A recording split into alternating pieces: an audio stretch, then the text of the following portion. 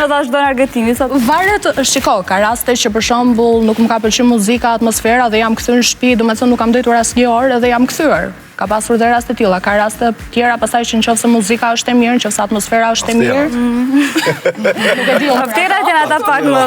Granit, po du më kthye edhe një herë te rosti i 18 vjeçores në Britani, sepse gjendja e saj ka shku deri tek paraliza. Në raste të tilla, kush është përgjegjës, lokali apo persone? Gjë, unë po du më ndërlidh me këto, me këtë situatë. Unë personalisht po të flas për veti, nuk ka ja ka naj klub në Prishtinë që s'kom punu.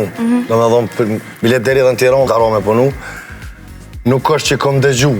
Do me thonë, këtu të na me ndodhë diçka, dikush mi shqit, dikuj në ampije ose diçka.